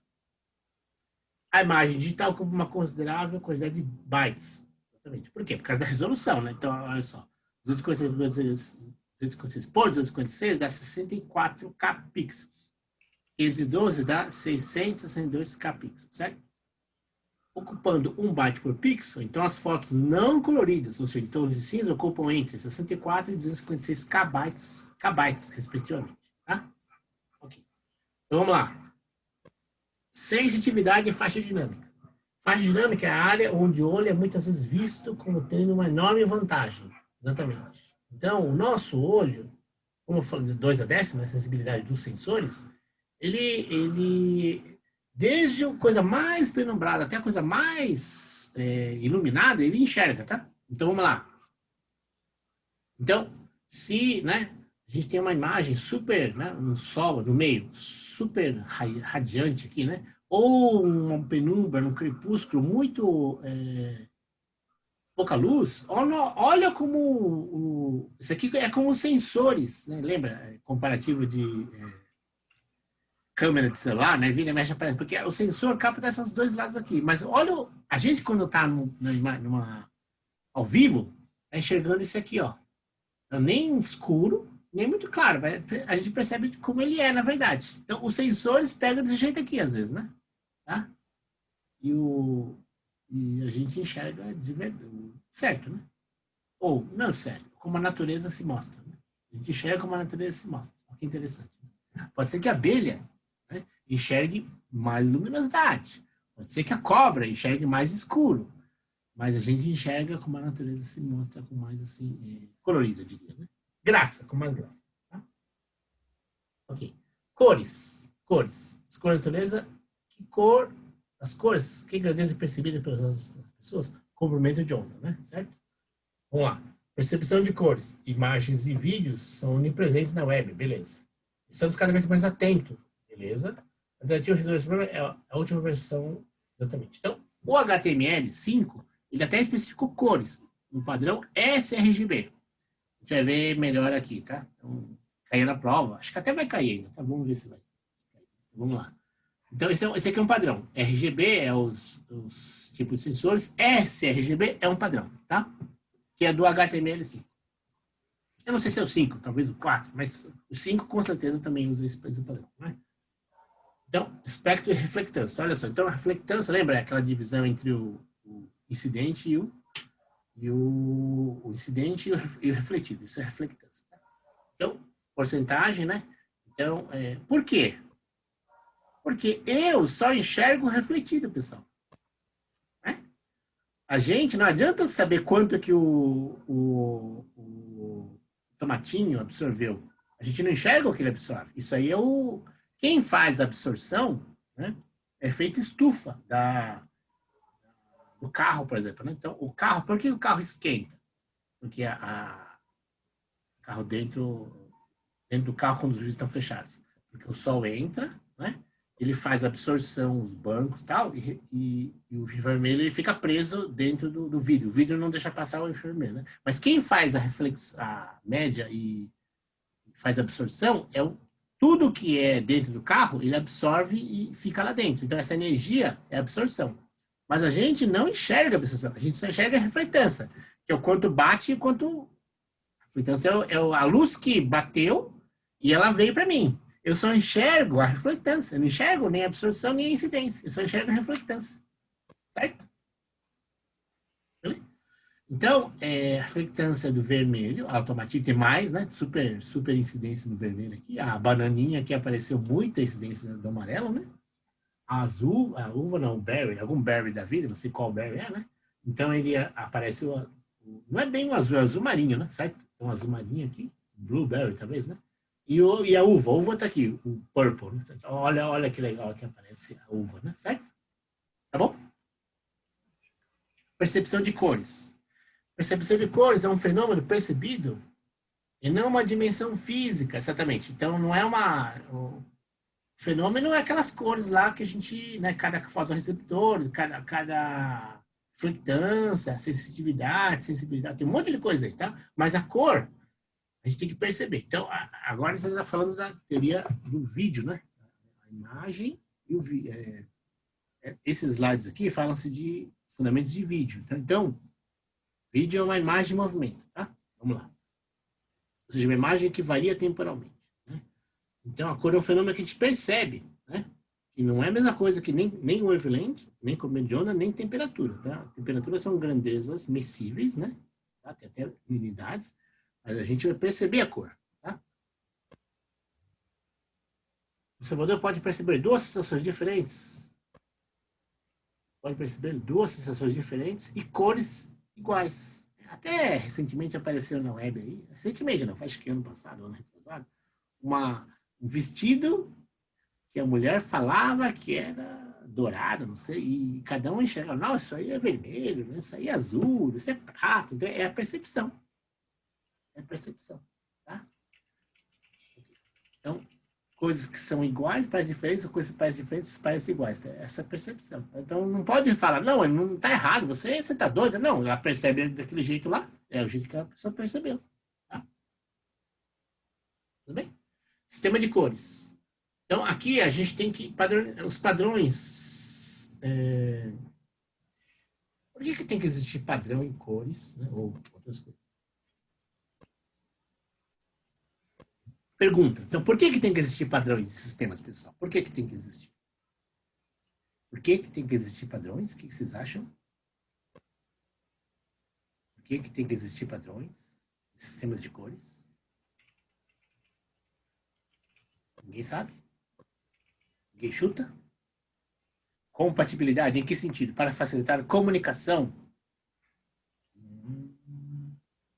Então, por exemplo, né? Vamos voltar anteriormente, um detalhe, né? Que foi da percepção. A pessoa, puxa, mas isso aí é rosa. Então, compatibilidade tem a ver com alguma coisa com compatibilidade, mas que tal, né? Está entre a comunicação e a compatibilidade, né? Que tal ser uma... o Robson está falando do objetivo. O objetivo é o padrão. O padrão é o objetivo, né? Tudo bem? Qual que é a finalidade dessa objetividade? Eu queria dizer isso, tudo bem? Então, o padrão é uma coisa objetiva, tem uma norma lá, né? Você mede e tal, né? É para você reproduzir dispositivos, pessoal. Tá? Certo, isso sim. Por exemplo, quando você, né? O Bruno está falando aqui, não tem aquela escalinha da Coral para você pintar na sua casa, aí você bota lá, né? Isso aqui é verde titânio. Isso aqui é o carro, né? Branco, azul, petróleo, né? Branco não sei o quê, né? Cinza não sei o quê. Então, são nomes, tá? Mas é para você...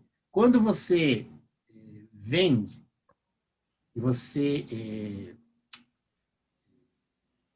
comercializa, né? Certo? Você precisa dar nomes às coisas. Então, os padrões servem para definir containers, eu diria, tá? Então, eu dei essa aula para vocês. Foi com vocês que eu dei essa aula, pessoal? Ah, sim, de coding. Lembra de coding? Que eu falei dos containers, né?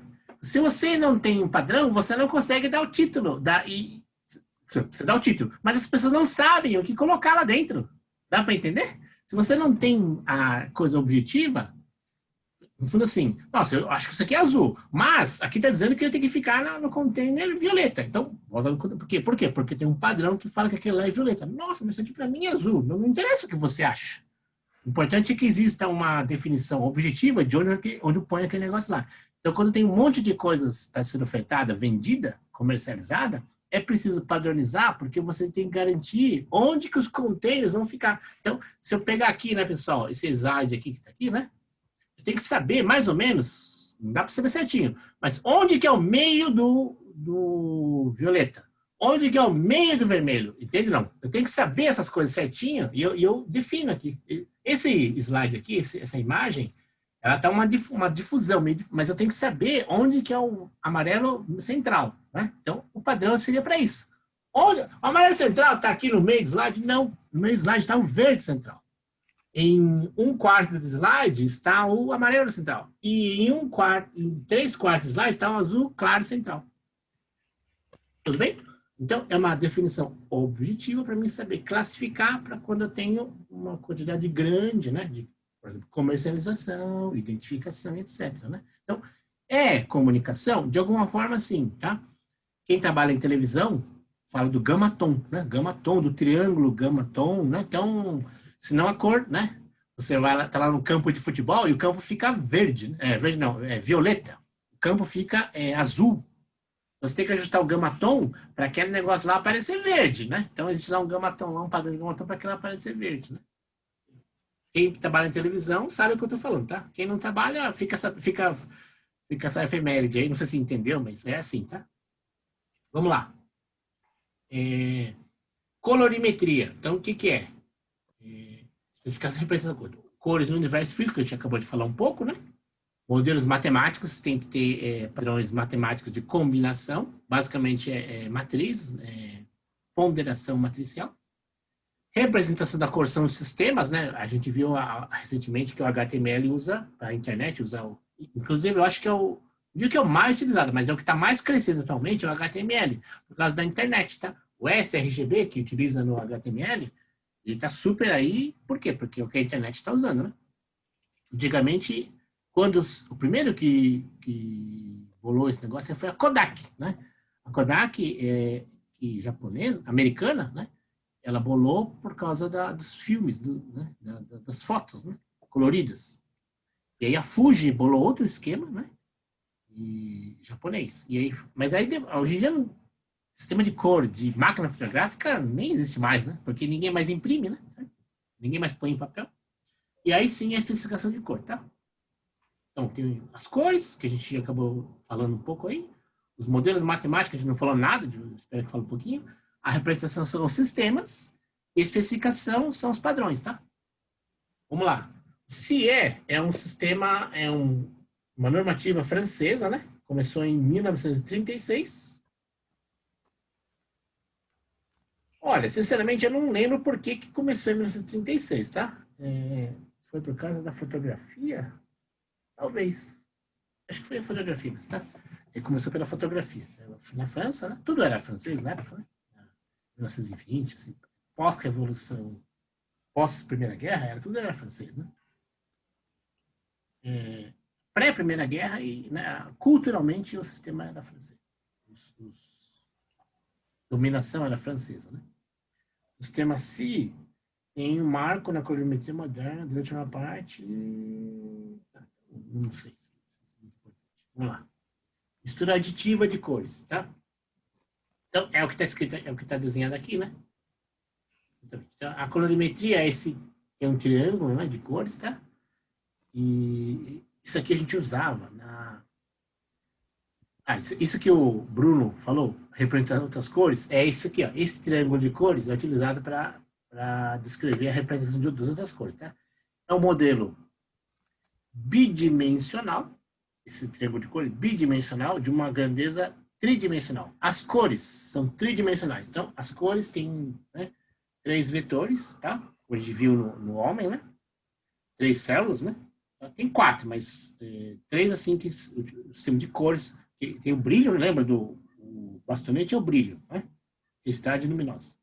E tem 3 cones vermelhos, verde e azul, que captam a comprimento de onda e fazem neurotransmissão para o cérebro funcionar. Tá? Então, isso é o biológico humano. Então, se estudou isso e se reproduziu no sistema CI, tá? E o sistema de triângulo de cores, tá? Então, o que é mistura aditiva? Então, é a cor na luz. A cor na luz é aditiva. A cor nas tintas, ela é subtrativa, é diferente, tá? Então, não adianta misturar verde e vermelho para dar amarelo, não adianta. Isso aqui é aditiva, tá? Em geral, a cor subtrativa é diferente. Tá? Isso aqui, se não me engano, dá marrom, tá? No subtrativo. Então, as misturas que se somam na luz. Talvez o que é mais importante é que podemos usar 3 cores, exatamente. Então, 3 cores primárias, elas dão branco. Então, a mistura adequada de 3 cores primárias dá o branco, tá? Isso é o surpreendente, tá? Então, é o contrário do prisma, né? O prisma pega o branco e decompõe em cores primárias, tá? Certo? E as mais saturadas são as 3 primárias, é o verde, azul e vermelho. Tá? Um equívoco comum é que é possível definir 3 cores, exatamente. Então, não dá para definir qualquer cor. Tá? Não dá.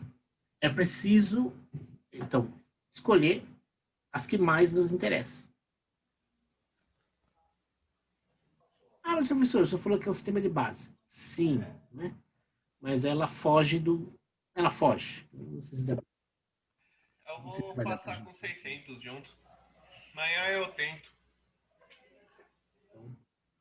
Precisa Bom, do seu celular, não tem jeito não. quem entrou agora, você pode deixar desligado o microfone, né? Vou deixar o Jonas mudo aqui, tá? Então,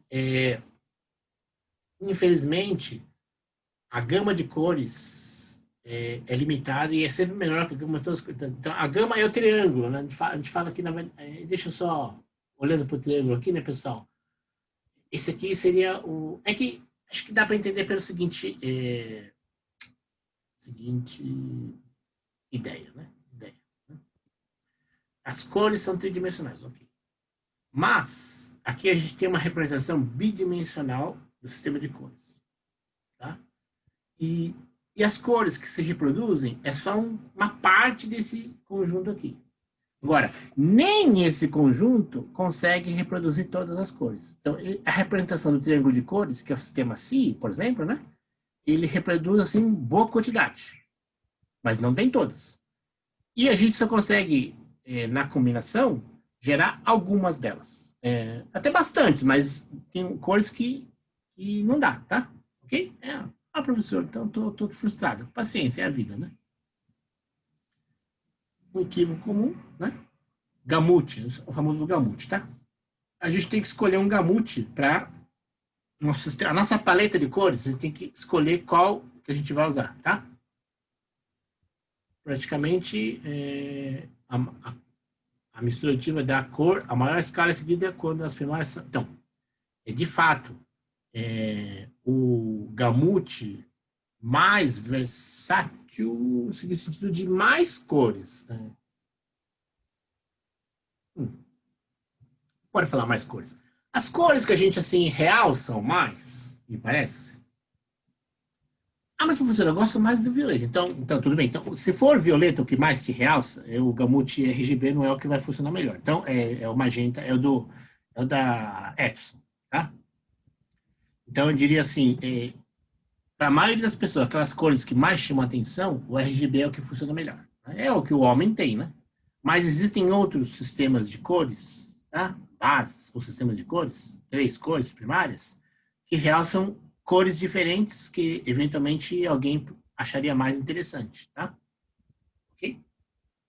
Não dá para ter tudo, e então tem que escolher, né?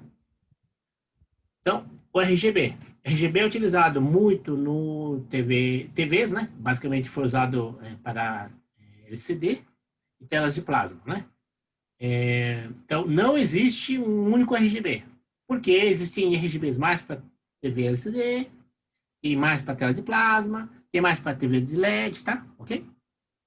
Tem mais para tubo de raio catódico, né? Que não existe mais, tá? Aquele tubão assim, enorme, né? Minha sobrinha, ela tá na federal, né? Mas ela falou, nossa, tio, outro dia eu vi o que ela falou? Eu vi uma caixa num laboratório, não é uma caixa, existem aparelhos de médicos, né?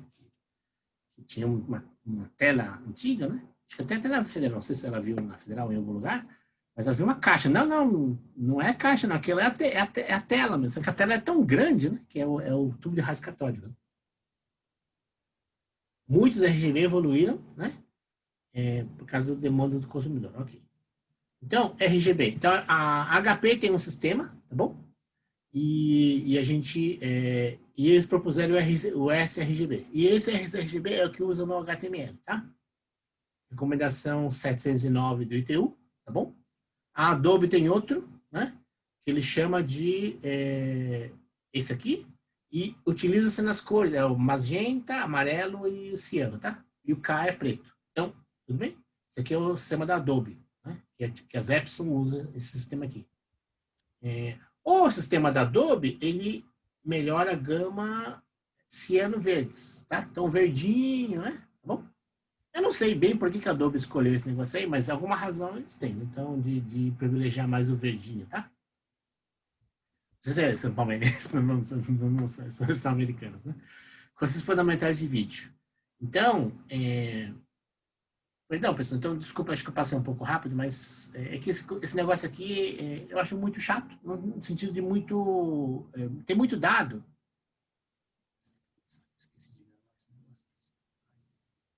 Está gravando? Está gravando, ainda bem. Então, os conceitos fundamentais de vídeo, tá, pessoal? Vídeo analógico e vídeo digital. Então, vamos fazer varredura entrelaçada. O que é varredura entrelaçada, ou analógica entrelaçada? É porque antigamente tinha uma tela que era varrida da esquerda para a direita e na descendente, tá? Entre linhas ímpares e linhas pares. Ela começava nas metade da ímpar, meio, né? 1, 3 e depois voltava para 0, 2, 4. Então é ímpar e par, né? Primeiro vai todas as ímpares, depois vai todas as pares, tá? Isso é o entrelaçado. Esse padrão foi utilizado, a TV analógica começou nos Estados Unidos, a NTSC, e utilizava esse padrão, e a tela tinha 4:3. Essa minha tela, essa tela aqui do slide é 16:9, tá? Então, a tela antigamente era mais quadradinha, é retangular, mas era mais achatada, né? 3:4, 4:3, tá? Tinha 525 linhas a 30 frames por segundo. Na verdade, 29,97 e a taxa de quadros 33 por 37 milissegundos por quadro. Detalhes, né? PAL. PAL é um sistema bolado na Alemanha, né? Chamava Phase Alternating Line, né? Tinha 625 linhas a 25 fps, 40 milissegundos por quadro, relação ao aspecto 4:3 também, utilizado mais na Europa, né? França, etc. Ok, só histórico, né?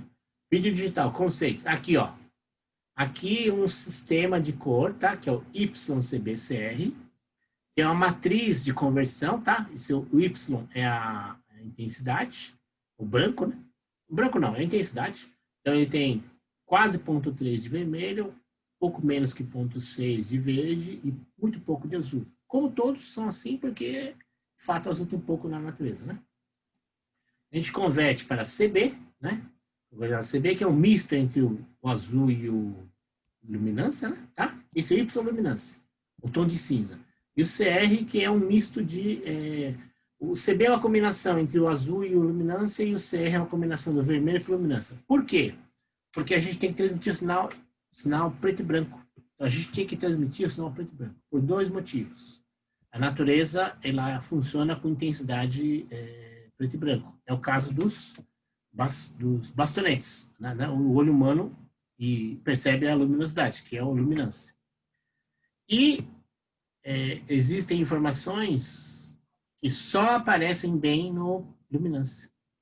Por isso que fotógrafos profissionais, quando querem fazer exposição, desenvolvimento profissionais, é preto e branco, tá? Ok. Vídeo digital, eu vou correr um pouquinho, pessoal. Deixa eu... Será que eu faço isso? Esse slide é esse. Tá acabando. Então, vamos lá. A gente tem amostragem espacial. Isso aqui é um quadro. Um quadro é uma imagem. A variação dos quadros, né, é o tempo de frames por segundo. Né? Então, essa aqui é uma amostragem espacial e aqui é uma amostragem temporal, certo? Ok. Então, o que é a subamostragem na crominância? A crominância, pessoal, são esses os três, né? Porque RGB foi transformado para YCBCR. Então, se eu tenho os três, né, componentes, é inteiro. Mas eu posso fazer 4, 4, 4. Quer dizer, a cada 4, sempre tem os 4 de luminância, 4 de CR e CB, tá? Ou eu posso fazer 4 de luminância, só 2 de CR e só 2 de CB. Ou 4 de luminância, 2 de CR e 0 de CB. Por quê? O B, que é o azul, é pouco usado, pouco nota.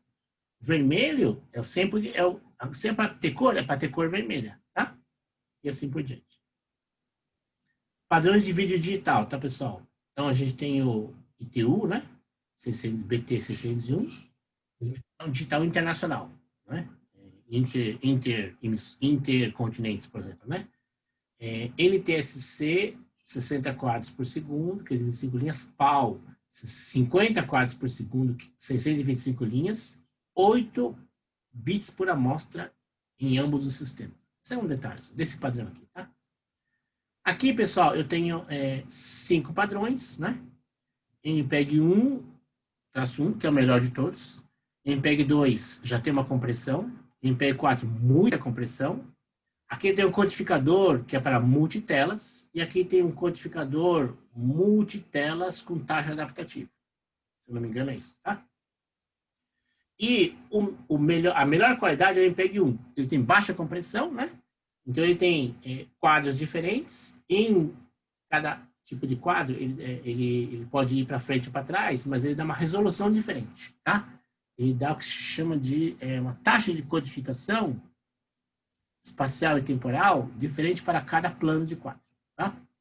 Eu não vou falar muito em detalhes, porque é muito denso, mas a gente falará isso em outro momento, a gente vai falar especificamente acho que vai falar sobre o MPEG 4, tá? Que é o mais denso, mas é o de menor qualidade, tá?